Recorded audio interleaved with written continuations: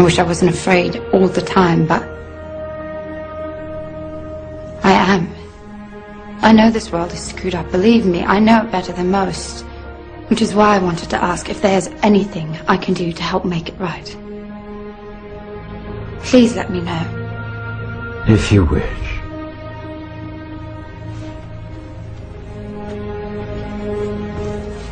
Be very anniversum fevus feci.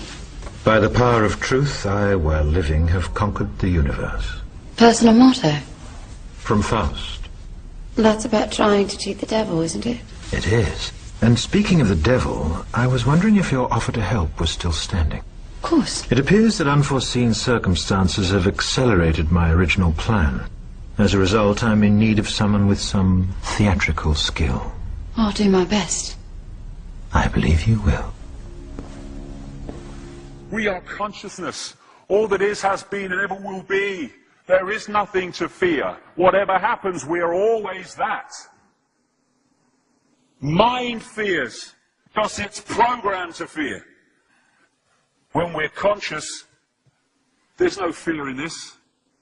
It's a shake of the head. Pathetic. Pathetic. Pathetic. And we need to do this. Compliance. We need to challenge that. Not with violence, not even with aggression.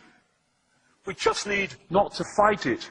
We need to walk away, because without our acquiescence, it cannot survive. You know, when you look at a pyramid, we've been manipulated to believe the power in a pyramid is at the top. It ain't.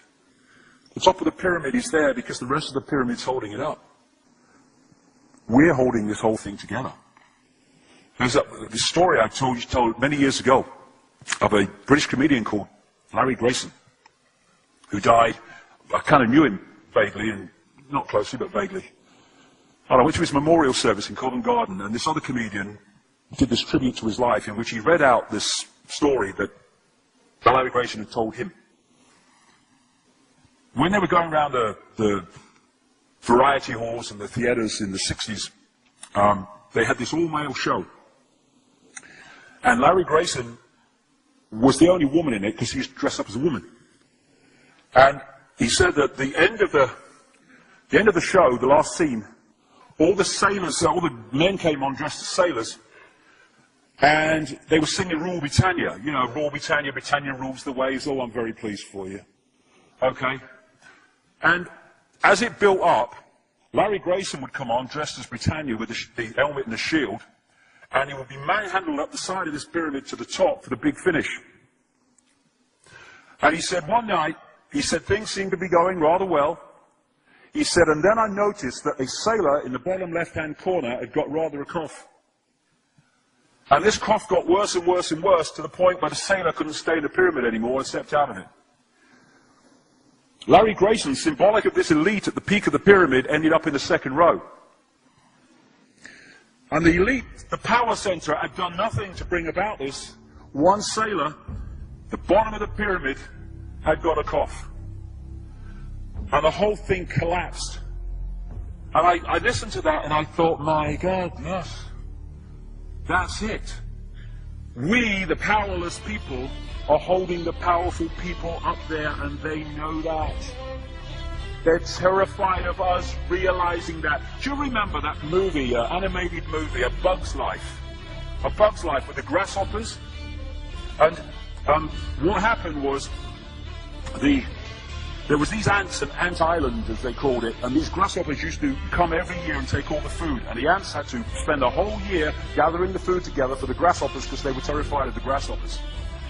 There weren't many of these grasshoppers, and one day, they're in their winter quarters in a tree, these grasshoppers, and they've got all the food they need, and someone suggested among the rank and file grasshoppers that they didn't need to go to Ant Island this year because they had all the food they needed.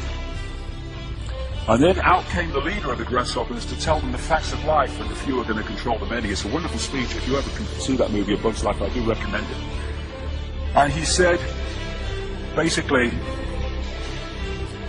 They outnumber us 100-1.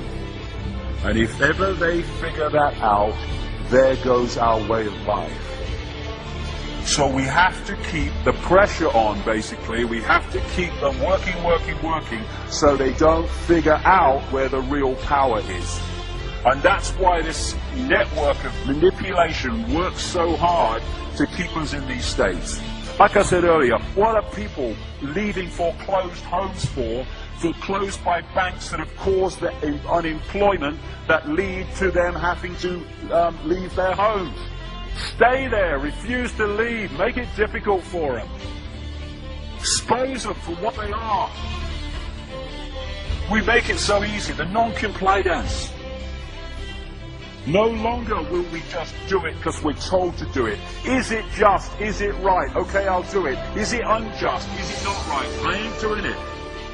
We start to make the decisions on what we will and will not do based on our values and not some imposition from the dark suits. These people are gonna give me, grant me, or grant me not my freedom. I'm all that is. You can't grant me freedom. No one can grant me freedom. I am freedom. It's what I am.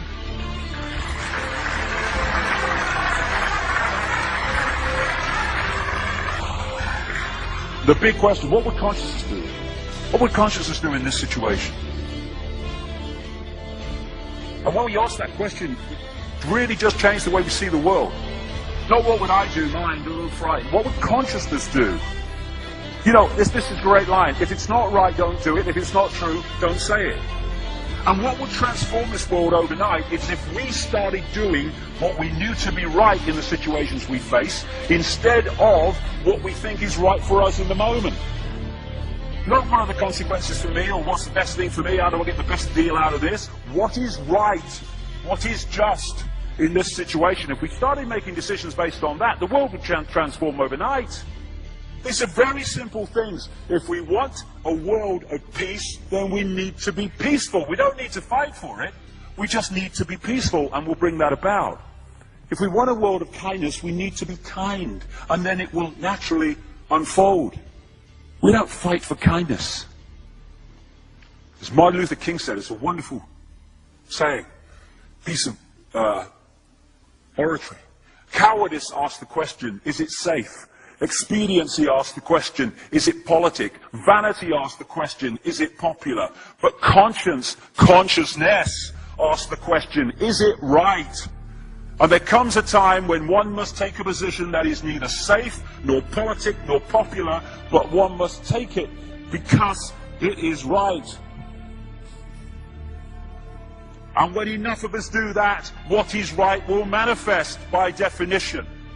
And we're in this position now where this vibrational change, this energetic change is taking place, where we can start cracking these eggshells, where we can start becoming the full magnitude of who we are, where we can be consciousness in the now, using mind to experience this reality instead of being governed by it, turning the key to let consciousness in. We're being offered this opportunity now. No longer can we say we didn't realize who we are, we didn't know we could do that. I was kind of waking up one day, and I saw this earth imprisoned, and I saw this big lock and a key going in and being turned. I went on the internet just very shortly afterwards. I was looking for a picture, not this one, and that's what I saw. The picture I'd just seen in my half kind of sleep. And that's what we're being offered the chance to do now, to turn the master key, or becoming conscious, that will bring an end to this. It's being given to us, we just need to take it. And to take it, we need to say enough. Enough of being enslaved by these people, enough of being enslaved by our manipulated ignorance, enough of being enslaved by the fear of being who we are.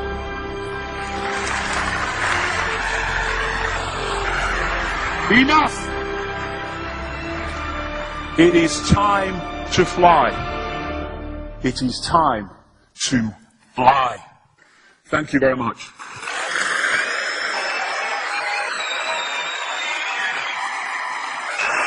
Thank you. Thank you very much. Thank you. Thank you. Thank you.